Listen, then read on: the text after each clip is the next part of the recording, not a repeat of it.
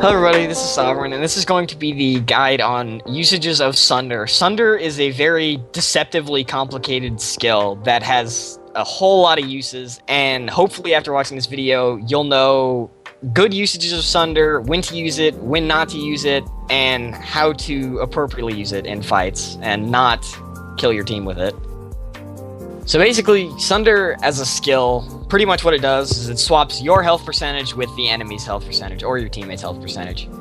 So basically what that means is you want to use it when you're low and your opponent is high health. That's the ideal usage, obviously, because pretty much heals you to full and kills your opponent. Terrorblade as a hero has a really low strength, so he's really vulnerable to just getting blown up before he even gets Sunder off. If you do get Sunder off in a fight, though, that fight's pretty much auto-won because they've used their stuff already to lower your health. You just healed it to full, and you just killed their teammate. If you do get it off, it's pretty much an auto-won team fight. However, it's pretty hard to get off in a team fight. It's been made a lot easier because the cast range has been increased to 550 now, and the cast point got decreased. Before, a long time ago, it had a 250 cast range, and a half a second cast point, and it was pretty much unusable. But now, the cast point is only 0.3, and the cast range is 500. So it's a lot easier to get off in both ganks and team fights now. And I can't even tell you how many times a game, like it happens at least probably 3 or 4, that I'll just get a Sunder off from like no health to full and just turn a gank around. It happens a lot.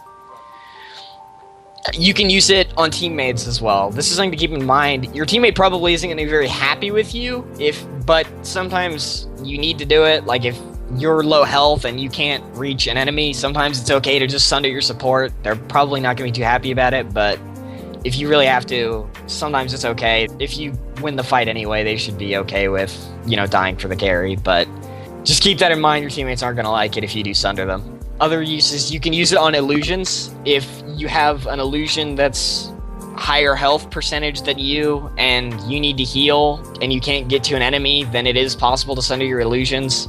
It works just like Sundering a hero, except it's your illusion. Your illusion does get lower health from it, but it's an illusion. That typically doesn't matter. Sunder as a skill, you need to practice exactly when to Sunder, because sometimes it's okay, and oftentimes I will just Sunder even if I'm only at half health. Even if I'm only going from half health to 80% health, sometimes that's still just good enough for Sunder. At the start of the gank, sometimes what I'll do is if you just tank jungle creeps for a bit, you can get yourself to not too low that the enemy just kills you when you try to come out, but if you get to 50% or 60% or so, and the enemy's farming the lane, you can just run at them because Terrorblade is a really high base move speed, and if you get a Yasha, then you're even faster. You can just run out of the trees, Sunder them, Metamorphosis, and just kill them. I think the greatest thing to keep in mind with Sunder is you don't have to wait until you're 10% health to Sunder. Sometimes just Sundering for 50% is fine. Even just Sundering to heal yourself 100 or 200 health can mean the difference in a team fight. So just don't always wait to Sunder. If you're half health and you don't think you can fight with just half health, if you're afraid of just getting bursted, just Sunder. It'll oftentimes take you to the point where you can actually fight again. Sunder as a skill takes a lot of practice to use, just learning how to bait people with it, getting them to chase you when you're low, when to use it, when you think you can get it off, when you can't. So basically just go into a few games, practice with Sunder. It's a pretty deceptively hard skill to use and use appropriately.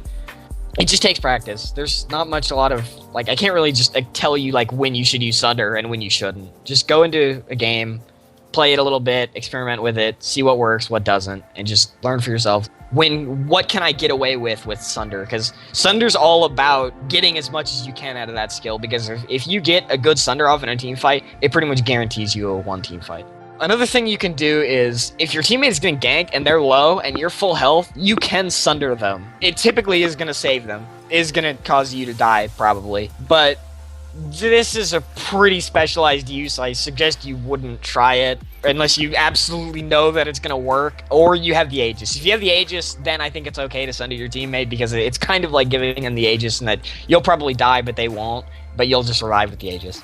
I wouldn't use it to save teammates, because as Terrorblade, you're typically the one position farmer on your team. You're going to be the most valuable, and your health is already low enough as it is. They're going to try to focus you. So I really wouldn't Sunder your teammates very often There are a few specialized situations where I would consider it, but beyond that, it's pretty hard to execute correctly, and I just wouldn't try it. Another thing you can keep in mind is the way Sunder works is there's a minimum health threshold of 25%. Basically, what this means is that, let's say you're at 10% health and they're at 100. If you Sunder them, you're going to be at 100 and they'll be left at 25. You can't Sunder someone below that 25% at all. Another thing that this means is that if you have two targets and you're both below 25% health and you Sunder him, you will both be at 25% health.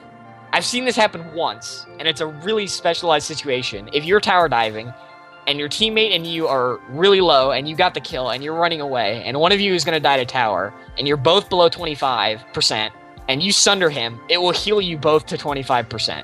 That's pretty specialized use. It can happen, but typically just don't bother with Sundering teammates. It's kind of confusing.